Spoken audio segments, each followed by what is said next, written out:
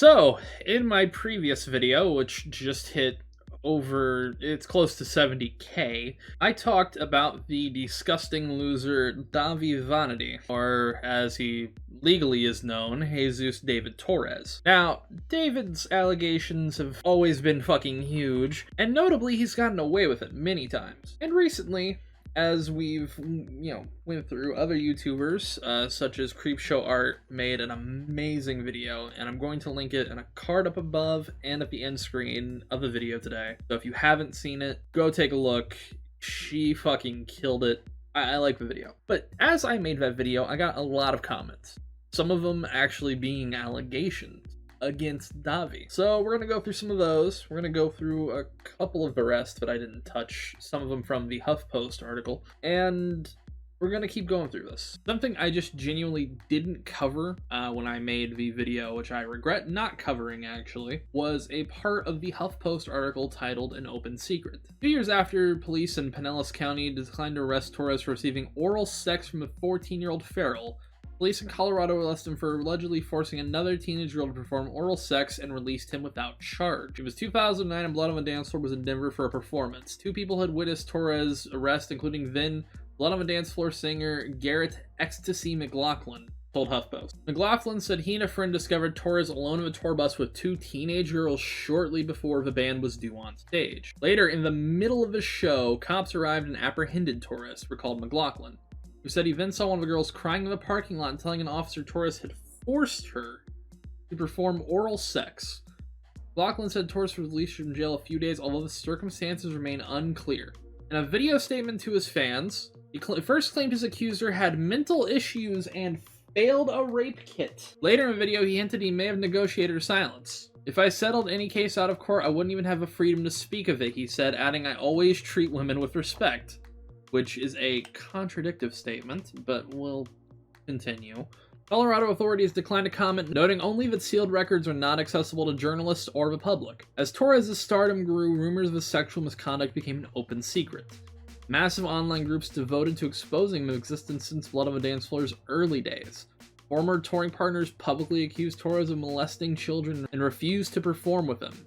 Venue canceled Blood on the Dance Floor shows in response to widespread pedophilia allegations. Now, these messages, the ones he sent her in gray, was apparently to a woman named Tiffany Galvez when she was 17 years old. And you can see the messages here, and the message that he sends is, well, he sends here, I can't wait to come all over your face, smiley face. And there's a photo of Miss Galvez. And then he says here, and I'm going to try to read this with as much disdain as I can possibly say, I'm going to gag your little teenage mouth with my hard cock and fuck you till you come all over me. Wait till my cock's inside you. Then there's another message here. Ooh, I want to see you this weekend. He replies, I want to see you too, with a heart emoji. And then she replies about an hour later, I just got my tongue pierced, with an excited winking face emoji. And then he says, lol, oh god, I can't see you for 2 weeks now. And why is that? And she has a tongue sticking out emoji. You can't suck my dick with a freshly pierced tongue. And then there is a photo of him. If we look at this image, and I have to look a little closely because it's blurred, and I'm pretty sure it's horrifyingly tiny anyways. He looks like he's holding his dick out while holding like an iPhone SE. I almost want to say it's an SE.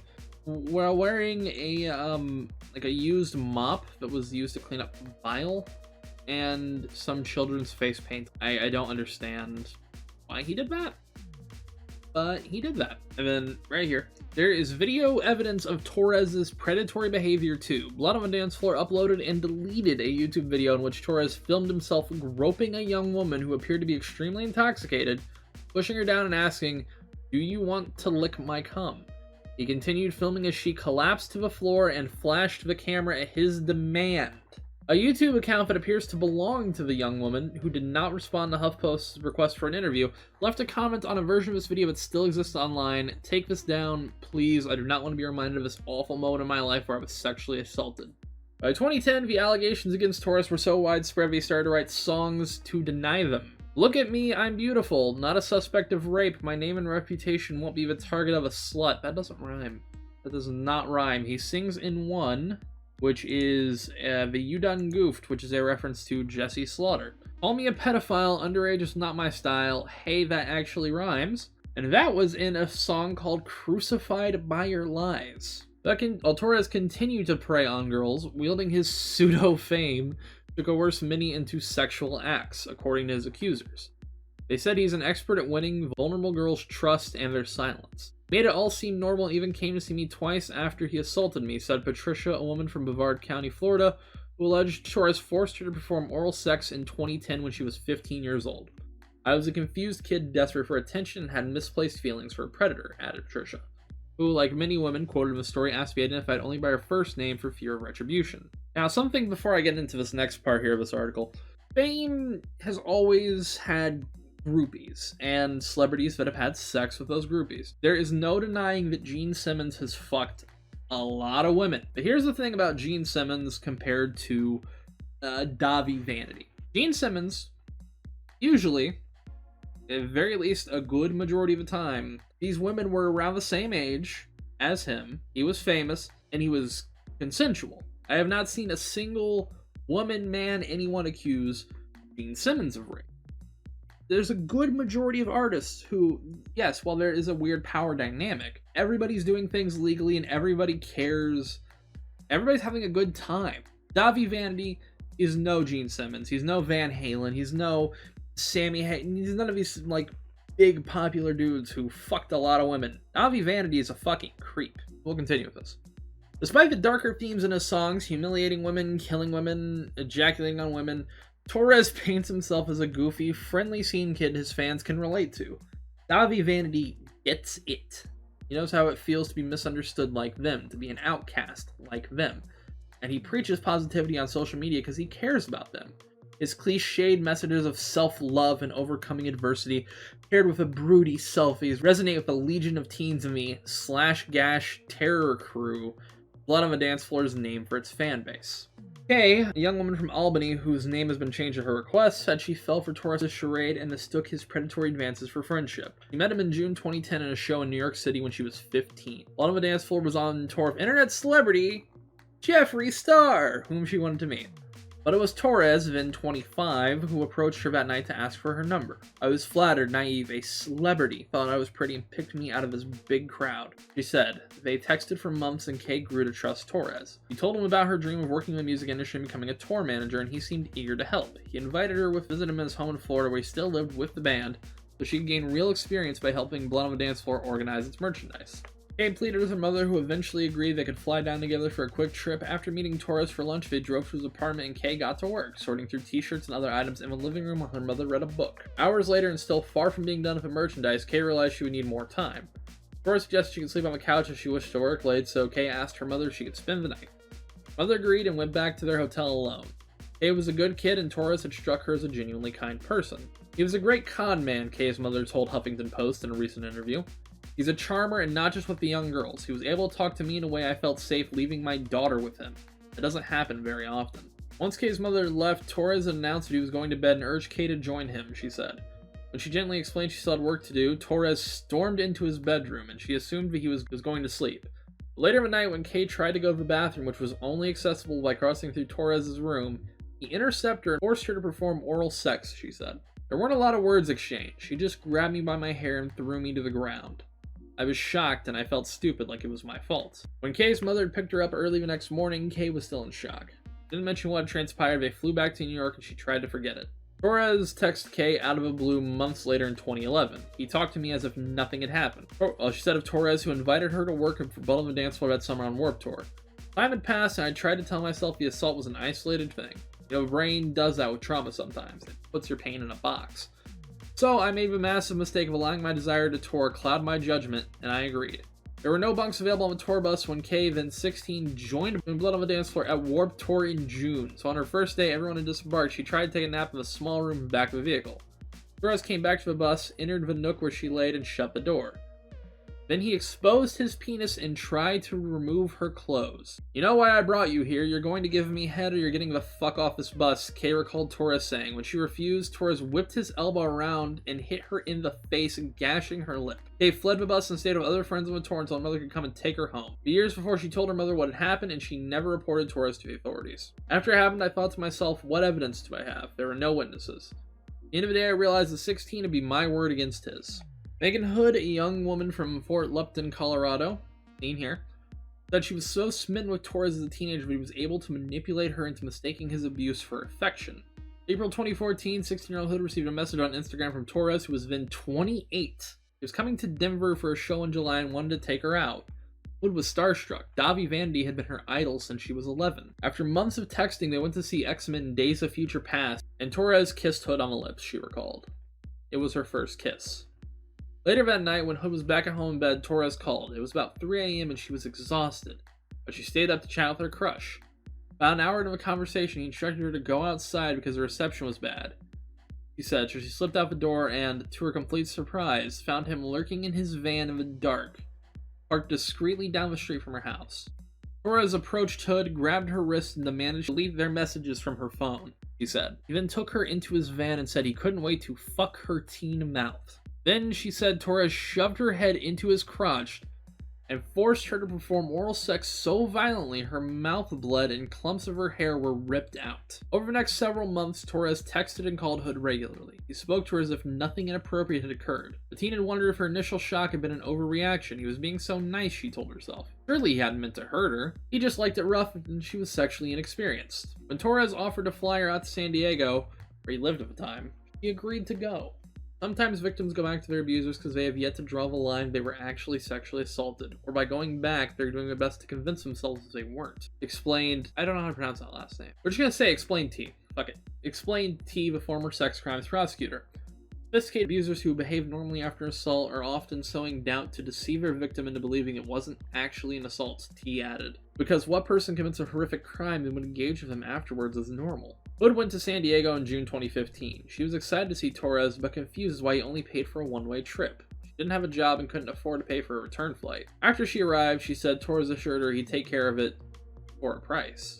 He said that I'd have to perform sexual favors for him if I wanted to get a ticket back, Hood said, adding that oral sex counted as $50 towards her flight. That's what I had to do to get home. Now, I want you, if you've seen the first video, even if you haven't, there are so many different allegations that all lead the same way with similar aspects. Different in areas, but with similar aspects. And when there's so much different evidence in different ways that has such visual, that has such obvious and blatant, consistently over a decade. This is shit I heard years ago. Like, this is shit that people were talking about on Encyclopedia Dramatica years ago. And Torres denies it, but with so many consistent elements over time and things that are just not surprising. And I got comments, like, in my description, like, in my comment section, I got people talking about this, and I felt like I had to talk about some of this. I'm gonna censor this person's name because they have a channel that's actually relatively big, and if you really want to know, it's in the comments, but I'm not gonna name them if they don't want to be named. If they do, it'll be on screen anyways. I'm gonna read it. I didn't want to make a statement or video about it anywhere too publicly, mostly because of embarrassment or shame. But I'm 23 now, but 7.5 years ago when I was 16 years old, I was also a victim of Dahvie. After that, I made sure to avoid anything with blood on the dance floor. I think I thought I was cool by listening to inappropriate music, so I was quite big on a band during my mid-teens. But me, at 16, going to a blood on the dance floor gig in my hometown, I attempted to message Dahvie through Facebook. He asked me if I was 18 or over and explained that I was 16. He then explained it would be seen as inappropriate to see him when underage, so we'd just be meeting. That's what I was going for. Oh, there's parentheses here. That's what I was going for anyways. I was in no way going to try to go after the dude like that. And I was basically telling him how excited I was to see a show and enjoy the band's music. He then invited me to go to a hotel room and meet him before the show. I did so, and I didn't think much of it other than I was excited to meet someone I was a fan of. I was a dumb kid. I went. There was a guard at the hotel who asked who I was here to see, and of course I said, Dahvie. He let me in the room, and I can't say too much from there apart from the fact my eyes saw too much immediately walking in. I was terrified, but something continued that I had no control over. This was soon stopped due to his personal security guard knocking and pretty much saved me. I stayed attached to the security guard all night.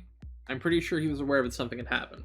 It was a frightening experience. I'm glad other girls have the confidence to speak up about it.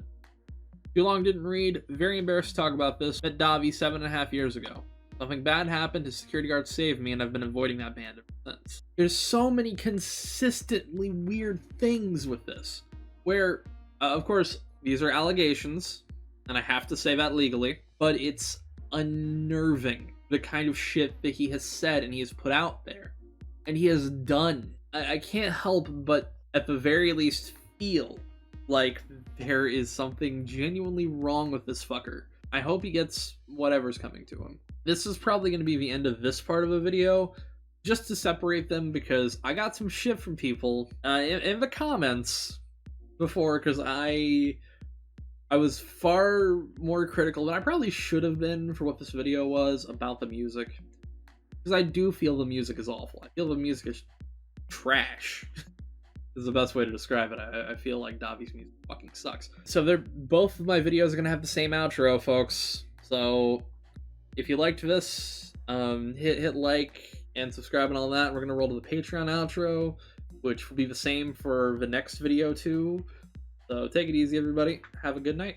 So at our $20 tier in our Patreon, we have Mio, or Mio Killia. At our $10 tier, we have Annie, Amaret, B, Rebecca Taylor, and Stephen Mayer. Jumped it up a little bit. Thank you, brother. At our $5 tier, we have Aslan, we have Ichi, we have Augie Burns, Selka Katie, and Union 573. And then at our $1 tier, we have Bale, Isbitch, Sydney, Lyra, Charlie, Seb, and the Bean of England. Again, thank you, everybody. Also, channel members. We have channel membership, which nets you a lot of the same rewards when it comes to the Discord as the Discord users, which is Becca Taylor, who is Rebecca Taylor from the $10 tier, as you can tell.